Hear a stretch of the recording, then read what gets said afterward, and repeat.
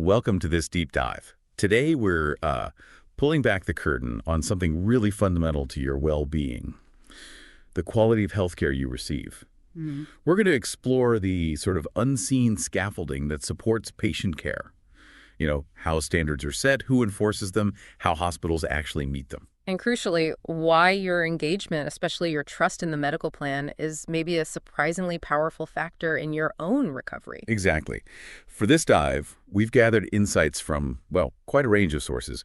Materials from Joint Commission International, that's JCI. Right, and the National Accreditation Board for Hospitals and Healthcare Providers, NABH, also Suprematic Consultancy, and several articles focusing on, trust in medical protocols. Our goal here isn't just to list facts. It's to extract those key nuggets, those aha moments that help you understand the why behind the procedures, the recommendations you encounter. Yeah, think of it as getting a handle on the logic behind the medicine. Okay, let's jump in.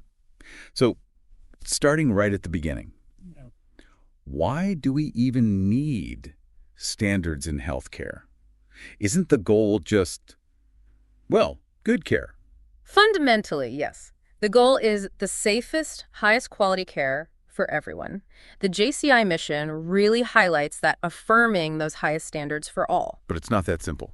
Well, the reality is healthcare is incredibly dynamic. New diseases pop up, technology changes so fast, patient needs get more complex. Right, it's always evolving. Yeah. Moving target. Exactly. And that constant change, it really accelerates the need for consistent, reliable practices, across different hospitals, different clinics. You need a well-trained workforce following agreed-upon methods. Otherwise, quality could be all over the place, frankly, putting patients at risk.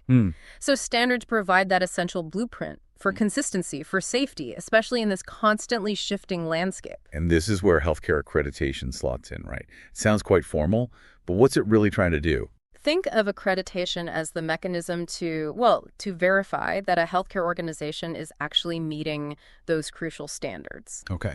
NABH defines it as a process set up specifically to evaluate healthcare organizations. It's not just a pat on the back. It's a pretty rigorous external assessment. So it's about more than just saying you provide good care. It's proving it against a recognized benchmark. Precisely. And the purpose is multi-layered. Accreditation helps set benchmarks for the whole industry, driving continuous improvement. Right. And it also directly benefits you, the consumer, by assuring a certain level of, consistent quality and safety. It drives progress, distinguishes organizations committed to excellence. It's essentially a public mark of that commitment. And setting those marks, those benchmarks, are organizations like JCI and NABH, which are our sources mentioned. JCI is the global one. Yes. Joint Commission International is really seen as a global leader here. They operate in over 70 countries. Their mission is clear: enable and affirm those highest standards of quality and patient safety worldwide. How do they actually manage that across so many different countries and healthcare systems? Well, they author these incredibly rigorous international standards. Then they send expert surveyors out to evaluate healthcare organizations against those specific standards. It's a detailed process. It helps organizations measure their own performance, see where they stand, and crucially, it gives them a roadmap for continuous improvement. It's not designed as a one-off check. No, it's ongoing. It's meant to foster ongoing quality enhancement. I was interested in their international patient safety goals. What's the idea behind those specifically? Those are really smart. They focus on addressing specific areas where global data shows, errors or risks often crop up in patient care. Like what? Things like making sure patients are identified correctly, improving communication between caregivers, reducing healthcare-associated infections, that sort of thing. They're very practical, actionable targets for hospitals to build protocols around. And beyond the main accreditation, JCI offers other things too, certifications in specific areas. Absolutely. They have certifications for clinical care programs, healthcare sustainability, even telehealth now, which shows how standard setting evolves with healthcare itself. Makes sense. And they also offer practical training, advisory services, and these models designed for continuous rather than just episodic improvement. Looking at the testimonials in the JCI sources, the reasons hospitals go for this accreditation seem to go way beyond just, getting a certificate for the wall. What's stood out? It was interesting, yeah. A lot focused internally. Themes like it being an excellent team-building exercise came up. Really? Yeah, and significantly enhancing coordination and communication within the staff. So it seems it's not just a compliance thing. It can actually transform internal operations, provide really comprehensive learning opportunities. Which makes sense, doesn't it? If everyone is trying to align their practices to meet a high standard, communication has to get better. It does. And that improved internal working probably leads to a better patient experience and, well, a competitive advantage too. Exactly. It also strengthens community confidence. People learn that JCI accreditation means something specific about quality and safety. And from a hospital management view, it really improves risk management, helps organize patient safety efforts systematically, and ultimately it helps cultivate a really deep-seated culture of patient safety. It's a huge investment, no doubt, but the return seems to be in operational excellence and trust. Okay, and then we have NABH. Our sources position that as the key national body for India. That's right. NABH is a constituent board of the Quality Council of India. It was specifically set up to develop and operate the accreditation program tailored for healthcare organizations within India. So they're essentially doing for India what JCI does globally, setting the standards of benchmarks for the health industry across the country. Precisely. They work closely with stakeholders, the industry itself, consumers, the government, making sure the standards are relevant to the Indian context, while still maintaining their functional autonomy in the accreditation process. So they work together, in a way. Well, they both play critical roles, JCI and NABH, just on different scales, international versus national, but with a very similar core mission, quality and safety. Now, getting a hospital or a clinic up to these standards, whether it's JCI or NABH, that sounds like a colossal undertaking. It can't be just a simple checklist. Oh, it's incredibly complex. It needs expertise, resources, often significant changes to how things are already done. Right. And that's precisely why organizations frequently turn to specialized consultancies for help. Our sources mention Supreme Medic Consultancy as one example of the kind of support hospitals might need. What kind of support do they offer? It sounded pretty extensive. It really is comprehensive. They can get involved right from the start, like hospital planning and design. Wow, that early. Yeah, helping with specialized infrastructure, things like modular OTs, medical gas pipeline systems, getting the right equipment, even advising on recruitment sometimes. So it's not just paperwork. No, not at all. Their role highlights that hitting these accreditation standards often requires fundamental changes to the building, the equipment, the operations. And specifically, they help with the systems needed for NABH and NABL accreditation. Yes, exactly. They assist with implementing the quality management systems needed to meet those specific standards.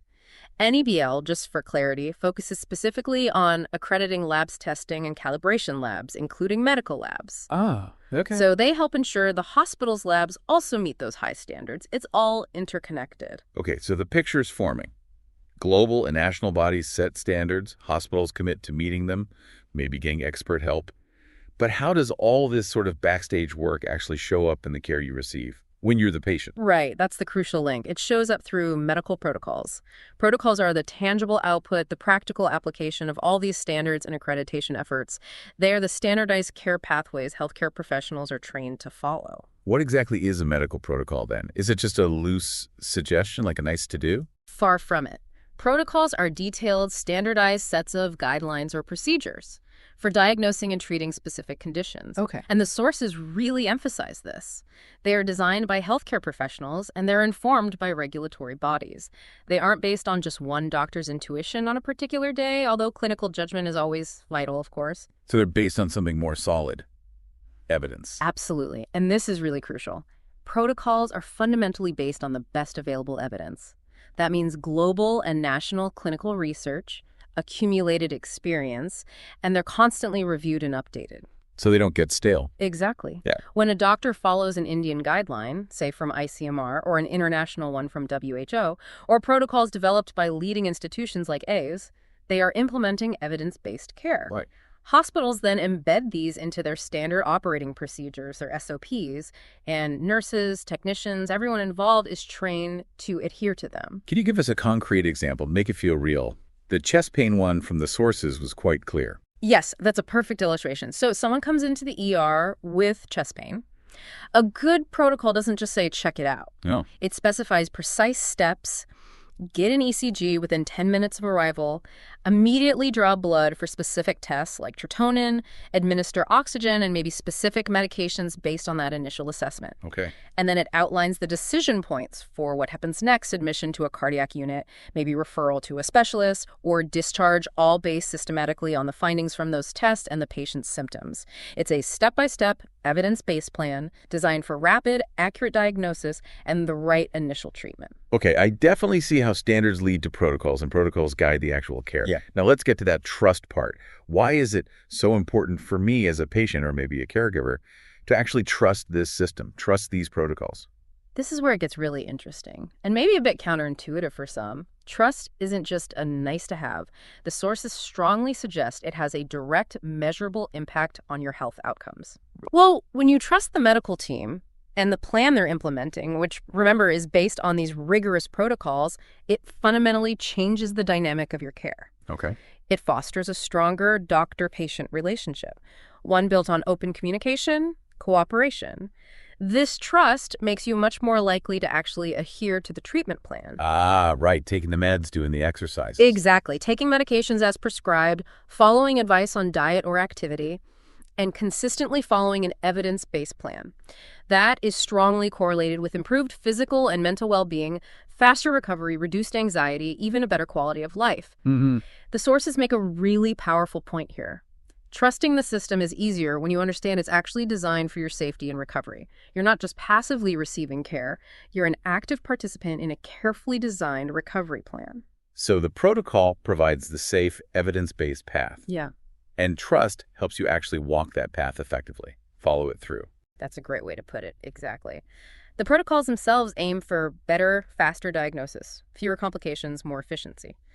But your trust in that process, that unlocks your full potential for recovery and getting the best possible outcome. But it's completely natural, isn't it, for patients or especially caregivers to feel anxious, ask questions, maybe even doubt parts of the plan, especially if it seems complicated or unfamiliar.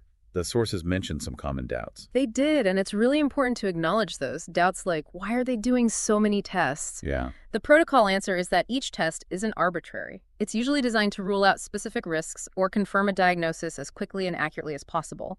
It's about being precise, not just doing extra things. Or that feeling of, why not just give a stronger medicine right away, get this over with? That's a very common thought, driven by wanting to fix things fast. But the protocols are built to prevent harm. Prescribing powerful medication without really knowing what's going on can be dangerous. The protocol ensures the treatment matches the actual problem. And the question about skipping hospital admission. If someone feels okay. Right. Admission isn't usually about convenience. It's often a critical part of the risk assessment built into many protocols. Okay. Being admitted allows for close monitoring, immediate intervention if things change unexpectedly. Based on the risk level the protocol identifies for that condition. Skipping that step, if it's recommended, could genuinely delay recovery or even worsen the outcome. This leads us to a really critical point from one of the sources that while caregivers obviously want to help, sometimes interfering with the treatment protocols can actually be harmful. Yes, the Lifeline source was very direct about this. Even well-intentioned actions can unknowingly disrupt a proven, carefully constructed care plan. What kind of interference are we talking about here? What does that look like? Well, examples given include things like giving the patient over-the-counter remedies or perhaps traditional medicines without telling the medical team. These can interact negatively with prescribed medications, or maybe confuse the diagnosis picture. Changing the patient's diet or medication schedule based on personal beliefs rather than the doctor's advice is another one. Right. Or, as the source mentioned, encouraging activity too soon after surgery. You might think you're helping them get better faster, but it could risk re-injury or complications. So even if it comes from a place of love and genuine concern, bypassing or tweaking the protocol without talking to the team is risky because you might be dismantling a plan designed specifically for that condition based on a lot of evidence. Exactly. The healthcare team is managing a complex system of interventions. It's based on what evidence and standards show is safest and most effective for that situation. Introducing uncontrolled variables, even with good intentions, can genuinely set back recovery or create new problems. Their protocols are designed with the patient's best interest and safety right at the center. So how can you be supportive and involved without crossing that line into interference? What's the right way to participate effectively? The Lifeline source gives some excellent practical advice here. First and foremost, communicate openly. Ask questions.